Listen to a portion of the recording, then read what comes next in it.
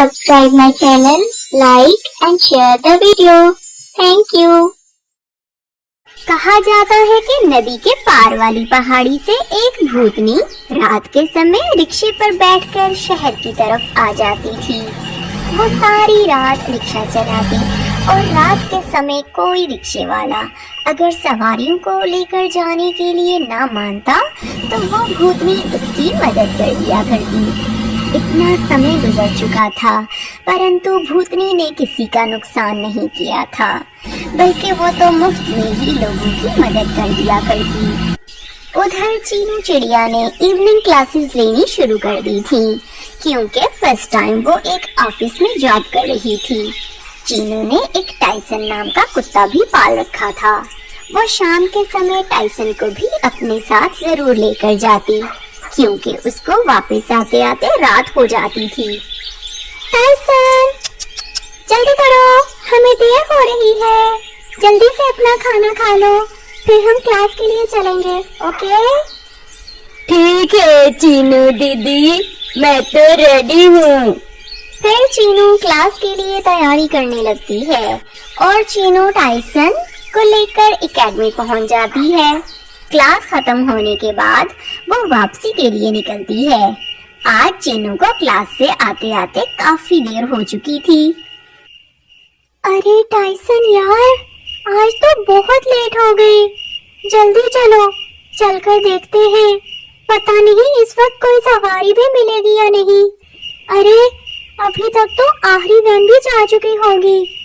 हाय, sir से कहा भी था थोड़ा जल्दी कर लें, अब क्या होगा? तुम चिंता मत करो दीदी, मैं हूँ ना तुम्हारे साथ। इतनी बड़ी होकर डरती हो। अब चीनू और टाइसन सड़क पर चल रहे थे और किसी गाड़ी के आने का इंतजार कर रहे थे, परंतु हर तरफ अंधेरा ही अंधेरा था और दूर दूर तक कोई गाड़ी नहीं गुजर रही थी। कालू कौवा भी एक बहुत ही बदनीयत पक्षी था।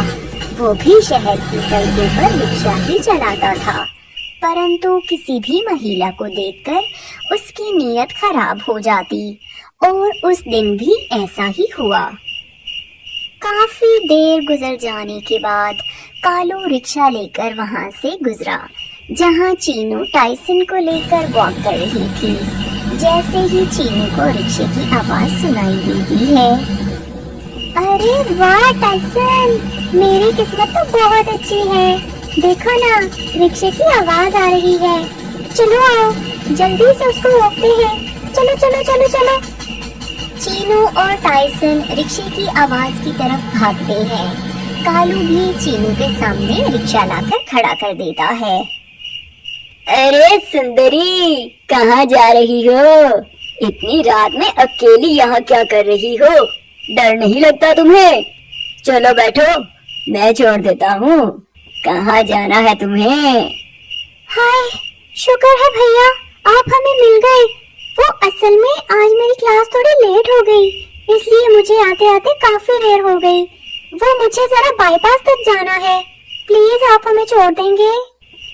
अरे हाँ हाँ, बैठो बैठो, तुम्हें छोड़ने के लिए ही तो आया हूँ। टाइसन और चीनू दोनों कालू के रिक्शे पर बैठ जाते हैं। उनको रिक्शे पर बैठे अभी कुछ ही देर गुजरी थी। अरे भैया, ये किस रास्ते से लेकर जा रहे हो? बाईपास का रास्ता तो पीछे गुजर गया। अरे कुछ नहीं, ये शॉर्टकट है। मैंने सोचा तुम जल्दी पहुँच जाओगी। चीनू को दाल में कुछ काला लगने लगा था। अरे नहीं भैया, तुम मुझे यहीं उतार दो। मैं और टाइसन यहाँ से पैदल ही चले जाएंगे। रुको रुको, तुम रिक्शा रोक दो। अरे कहाँ चले जाओगे तुम दोनों?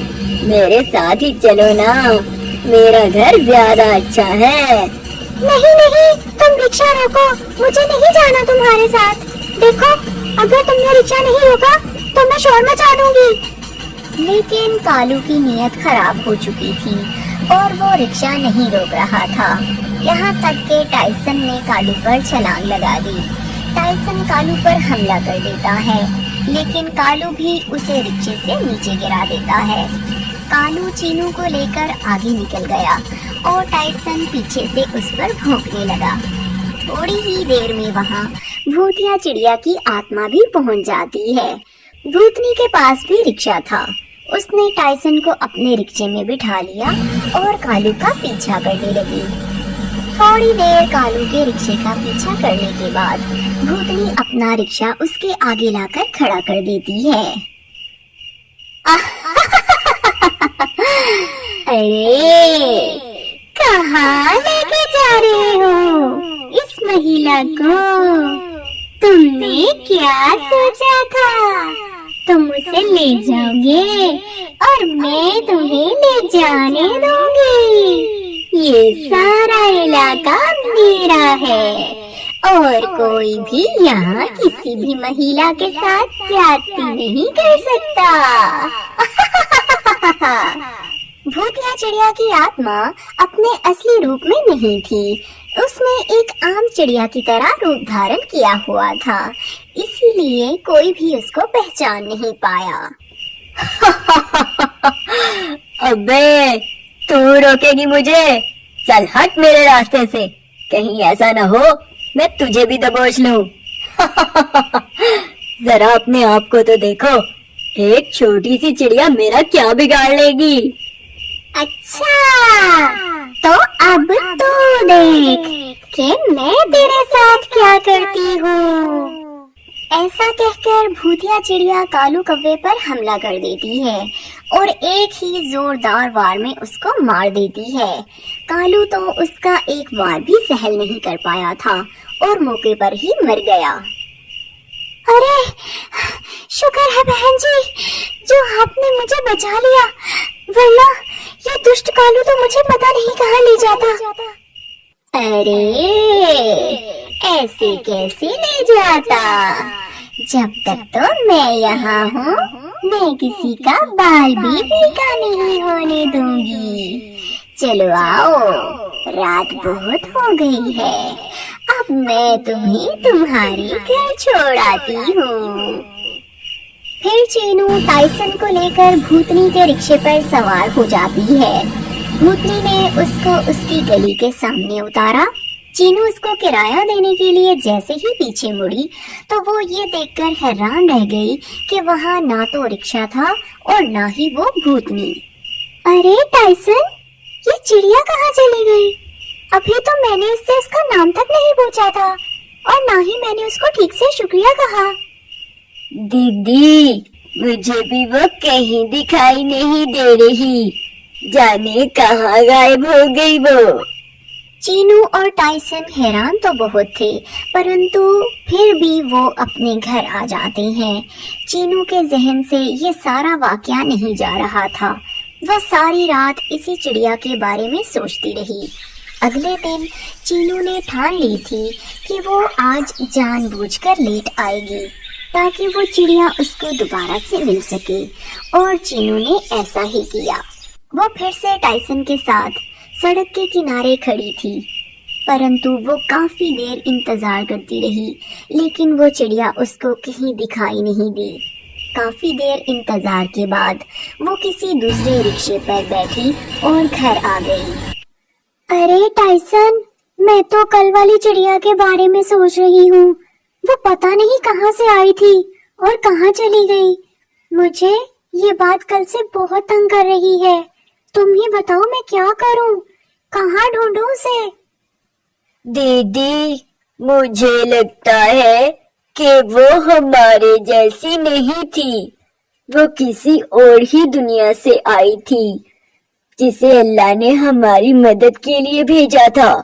देखा नहीं कि वो अचानक से प्रकट हुई और अचानक से गायब हो गई। कोई तो बात जरूर है। चीनू को तो किसी पल भी चैन नहीं आ रहा था, इसीलिए वो अगले दिन जादूगर तोते के पास जाती है और वहां जाकर वो ये सारा किस्सा उसको सुना देती है। देखें, जैसे आप बता रही हैं, उससे तो यही लगता है कि वो कोई आत्मा थी। मेरा जादू भी मुझे बार बार यही कह रहा है। अगर ऐसा है जादूगर जी, तो मैं उस आत्मा से मिलना चाहती हूँ। क्या ऐसा हो सकता है कि आप उसको मेरा पैगाम पहुंचा दें कि वो मुझे उसी जगह पर फिर से मिले? जादूगर तोता चीनू के कहने के मुताबिक आत्मा को पैगाम पहुंचा देता है। चीनू घर आ जाती है और अब तो चीनू को उस लम्हे का इंतजार था जिसमें वो उस आत्मा से मिलने वाली थी। अब चीनू फिर से उसी सड़क के किनारे खड़ी थी। चीनू थोड़ी सी घबरा रही थी कि अचानक वो आत्मा फिर से प्रकट हो जाती है।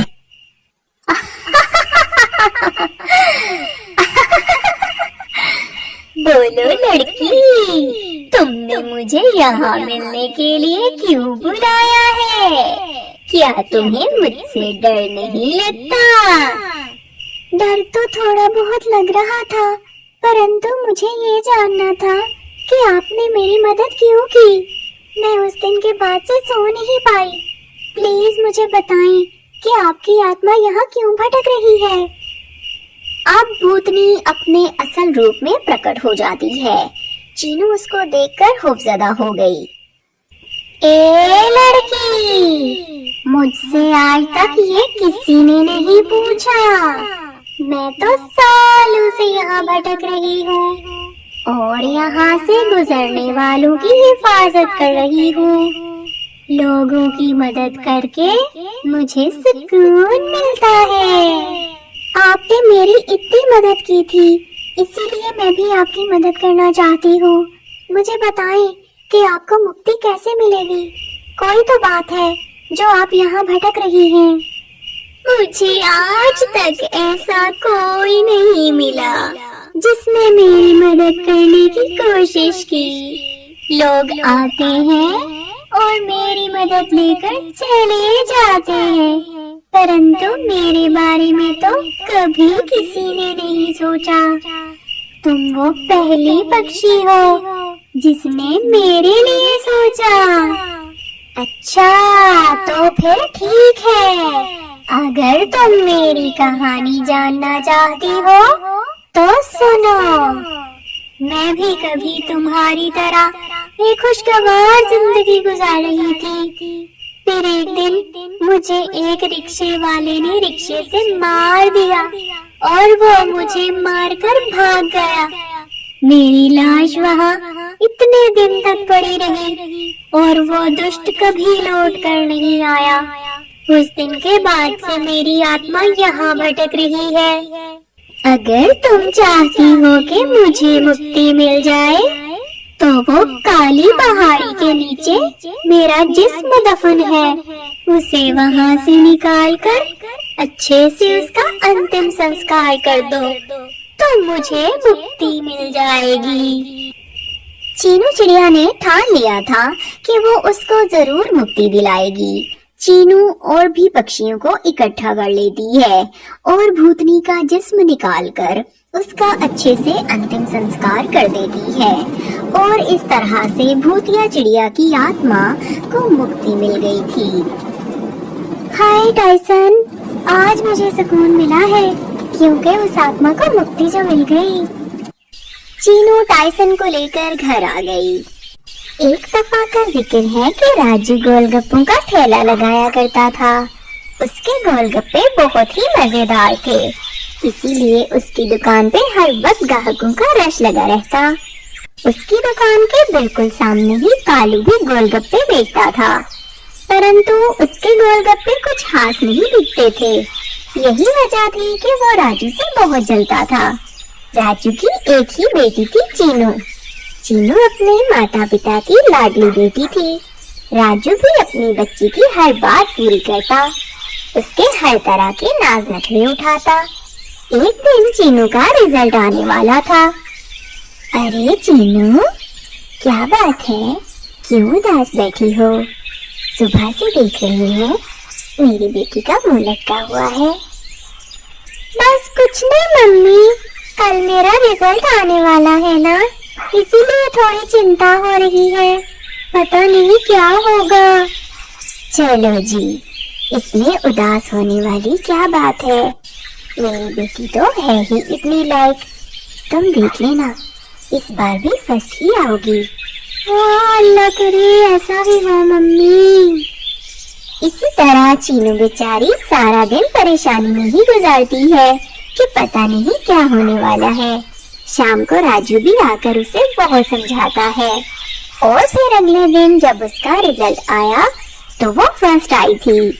मम्मी, पापा, ये देखो, मैं फर्स्ट आई हूँ। ओ खुदाया, तेरा शुक्र है, मैं तो कल से परेशान ही हो रही थी। अरे मेरा बच्चा, बहुत बहुत मुबारक हो तुम्हें। मुझे तो पहले ही पता था कि हमारी चीनू तो बहुत लायक है, वो तो फर्स्ट ही आएगी। मुबारक हो चीनू। देखा, मैंने तुमसे कहा था ना, और तुम खामखा परेशान हो रही थी। राजू को अपनी बेटी के पास होने की बहुत खुशी थी, इसीलिए वो सारे मोहल्ले में मिठाई बंटवाता है। वो मिठाई कालू के घर भी गई थी। हाँ, बड़ा आया मिठाई बांटने वाला। अरे क्या हो गया, बस बेटी पास ही तो हुई है, तो इसमें मिठाइयाँ बंटवाने वाली कौन सी बात है। ऐ, इतनी खुशियाँ चढ़ी हुई है इसको। अरे भाई मुझे क्या, चलो मैं तो मिठाई खाता हूँ। कालू को तो राजू से बहुत ज्यादा जलन रहती थी। हालांकि राजू बहुत ज्यादा अमीर नहीं था, बस गुजारा अच्छा हो जाता था उसका, और कालू से वो भी देखा नहीं जाता था। एक दिन राजू अपनी दुकान पे बैठा, उसको ठेले को छोड़कर कहीं जाना पड़ता है। वो कालू के पास जाता है। अरे कालू भैया, मुझे किसी काम से जाना पड़ गया है, क्या तुम मेरे ठेले का ख्याल रखोगे? अरे हाँ हाँ भैया, ये भी कोई पूछने की बात है। तुम आराम से बेफिक्र होकर जाओ, मैं देख लूंगा। अरे तुम्हारा बहुत बहुत शुक्रिया भैया, तुमने तो मेरी इतनी बड़ी मुश्किल ही हल कर दी। अच्छा मैं चलता हूँ, मैं जल्दी वापस आ जाऊंगा। राजू अपना ठेला कालू के हवाले करके चला जाता है। उसके जाते ही कालू के दिमाग में खिचड़ी पकने लगती है। अरे आज तो बड़ा अच्छा मौका है इस राजू से बदला लेने का। अगर मैं इसके गोलगप्पों में मिट्टी डाल दूं, तो इसके ग्राहक उसकी दुकान पर आना छोड़ जाएंगे।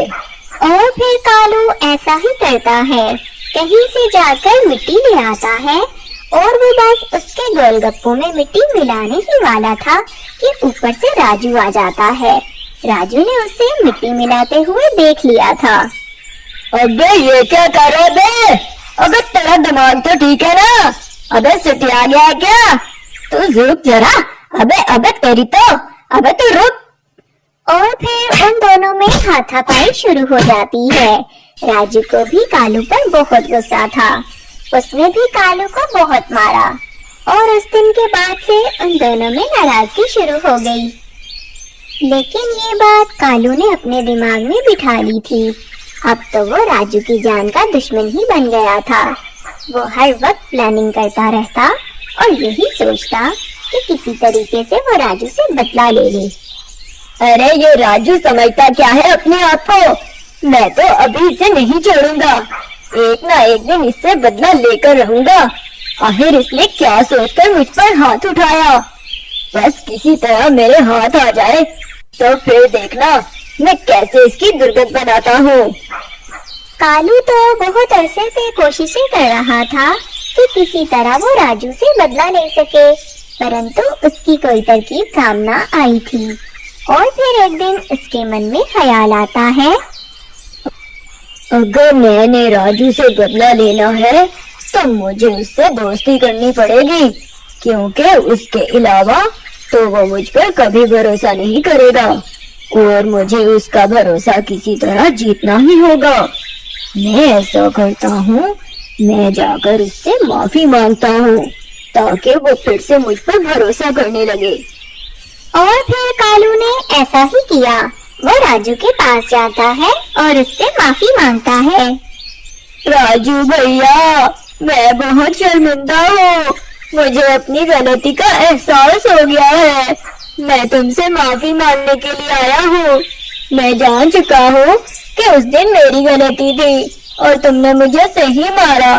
मैं चाहता हूँ कि हम पुरानी नाराजगी को खत्म करके फिर से भाइयों की तरह रहे। कालू की ये बातें पास बैठी चीनू भी सुन रही थी। पापा, कालू अंकल को माफ कर दो ना। आपको पता है ना, माफ करने वाले को अल्लाह भी पसंद करता है। प्लीज पापा, देखो ना, कालू अंकल कितने प्यार से माफी मांग रहे हैं। अच्छा ठीक है कालू भैया, जाओ, मैंने तुम्हें माफ किया क्योंकि तुम्हारी सिफारिश मेरी बेटी ने जो कर दी है, मेरा भी तुम्हारी तरफ से दिल साफ हो गया है। अब से हम पहले की तरह रहेंगे। राजू ने भी कालू को माफ कर दिया और फिर से कालू उसका भरोसा जीतने में कामयाब हो गया। एक दिन कालू भागा भागा आता है। अरे अरे राजू भैया, गजब हो गया। मैं अभी अभी रानू बहन के मैके से आ रहा हूँ। रानू दीदी, तुम्हारी मम्मी बहुत बीमार है और वो तुम्हें बुला रही है। अरे ये क्या कह रहे हो कालू भैया? खुदा न करे मेरी मम्मी को कुछ हो। राजू जी, मैं कुछ नहीं जानती, मुझे अभी के अभी वहाँ ले चलो। हाँ हाँ ठीक है, तुम तैयारी करो, हम अभी चलेंगे। मैं बस अपना थैला बंद करके आता हूँ। और बताओ, चीनू को क्या करना है? क्या उसे भी साथ ले चले? नहीं पापा, मैं कैसे जा सकती हूँ? 2 दिन में मेरे फाइनल एग्जाम्स होने वाले हैं। अगर मैं आपके साथ जाऊंगी तो मैं पेपर कैसे दूंगी? और फिर नानू का घर है भी दरिया के पार, वहाँ तो जाने में भी 2 दिन लग जाते हैं। ए राजू भैया, मैं किस दिन काम आऊंगा तुम्हारे? तुम चीनू को मेरे पास छोड़ दो और आराम से भाभी को ले जाओ। मैं तुम दोनों के लिए कश्ती का बंदोबस्त करके आता हूँ। कालू ने ये सारा जाल राजू को ट्रैप करने के लिए बिछाया था और वो बेचारा इस बार उसके धोखे में आ ही गया। कालू ने उसके लिए जिस कश्ती का बंदोबस्त किया था, उसने सुराख कर दिया था और राजू ये बात नहीं जानता था। उसी दिन राजू और रानू उसके मैके निकल जाते हैं और चीनू कालू के घर आ जाती है। वहाँ राजू और रानू कश्ती में बैठकर जब थोड़ी ही दूर गए तो उनको पता चल जाता है कि कश्ती में सुराख है। कश्ती तो डूबने ही वाली थी, तो उन दोनों ने फैसला किया कि वो दोनों उड़कर ही चले जाएंगे। वो बेचारे काफी देर तक उड़ते रहे, लेकिन दरिया बहुत बड़ा था। वो इस तरह से उड़कर पार करना आसान नहीं था, लेकिन फिर भी जब तक उन दोनों में हिम्मत रही, वो दोनों उड़ते रहे। आखिरकार वो बेचारे थक जाते हैं और दरिया में गिरकर डूब जाते हैं। वो दोनों मर चुके थे और कालू को इस बात का पता चल गया था। कालू ने चीनू पर भी जुल्म करने शुरू कर दिए थे। उसने चीनू का स्कूल भी छुड़वा दिया था और वो उससे सारे घर के काम भी करवाता। चीनू पर तो जैसे कयामत ही टूट पड़ी थी। हाय अल्लाह, ये कालू चाचा कितने गंदे हैं। मेरी मम्मी पापा ने तो आज तक मुझसे कोई काम नहीं करवाया और कालू चाचा तो मुझसे सारे काम भी करवाते हैं और मेरी मम्मी पापा भी मुझे छोड़कर चले गए। मैं अब अकेले क्या करूंगी? अरे ए चीनू की बच्ची, अबे क्या तू अकेले में ही बातें करती रहती है? चल आके मेरे पैर दबा और उसके बाद कुछ कपड़े रखे हैं धोने वाले, वो भी धो लेना। कालू ने तो चीनू के घर पर भी कब्जा कर लिया था और उसके पापा की दुकान पर भी। उसने उनकी हर चीज हथिया ली थी। चीनू ये सब अपनी आंखों से देख रही थी और उसको बहुत अच्छी तरह से अंदाजा हो गया था कि ये सब कालू ने किया है। वो भी किसी तरह कालू से छुटकारा पाना चाहती थी। एक दिन चीनू कालू की मार खाकर निराश होकर घर से चली जाती है। वो जंगल में एक पेड़ के नीचे बैठ गई और वहाँ बैठकर रोने लगी। रोते रोते उसने महसूस किया कि वो पेड़ उससे बातें करने लगा था। मत रो मेरी बच्ची, क्या बात है? तुम इस तरह क्यों रो रही हो? तुम मुझे बताओ, मैं तुम्हारी मदद करूँगा। और फिर चीनू ने सब कुछ जादुई पेड़ को बता दिया। पेड़ ने उसे अपने ऊपर से एक जादुई सेब उतार कर दिया।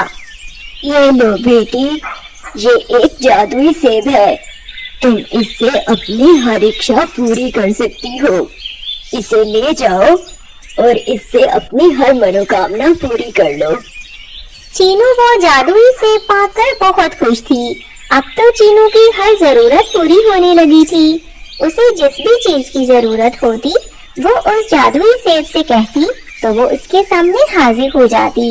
ये सब देखकर कालू के अंदर भी लालच आ जाता है और वो भी एक दिन उस जादुई पेड़ के पास चला जाता है। अरे जादुई पेड़ जी, मेरी भी मदद कर दो प्लीज। मैं भी अपनी हर इच्छा पूरी करना चाहता हूँ। मुझे भी एक जादुई सेब दे दो ना। अरे हाँ हाँ, क्यों नहीं। हमने ये सब तुम्हें यहाँ बुलाने के लिए ही तो किया है। क्या तुम जानते हो मैं कौन हूँ? चलो आज मैं तुम्हें बता ही देता हूँ कि मैं कौन हूँ। मैं राजू और रानू की आत्मा हूँ, जिसे तुमने बेदर्दी से मार दिया था। तुमने हमें धोखा दिया था ना, और धोखे से हमें पानी में डुबोकर मार दिया था। उस दिन तुमने बदला लेने के लिए वो सब कुछ किया और आज हमारी बारी है। हम भी तुमसे बदला लेने के लिए इस दुनिया में आए हैं। कालू ये सब सुनकर डर जाता है। नहीं नहीं, मुझे माफ कर दो। मुझसे बहुत बड़ी गलती हो गई। मुझे जाने दो। मैं तुम लोगों से वादा करता हूँ कि मैं तुम्हारी सारी चीजें चीनू के नाम पर ट्रांसफर करवा दूंगा, परंतु मेरी जान बख्श दो और मुझे जाने दो। कालू की इतनी मिन्नतें करने का भी पेड़ पर कोई असर नहीं हुआ था और उस जादुई पेड़ ने अपने जादू से कालू को भी एक सेब में बदल दिया और अब कालू एक सेब बन चुका था और उस पेड़ पर लटक चुका था। अब तो कालू की किस्मत में भी किसी के मुंह का निवाला बनना लिखा था। उसे भी कोई खा जाता और वो भी इस दुनिया से हमेशा हमेशा के लिए चला गया था। वहाँ चीनू की भी कालू से जान छूट गई थी और उस जादुई सेब से उसकी हर जरूरत भी पूरी हो जाती।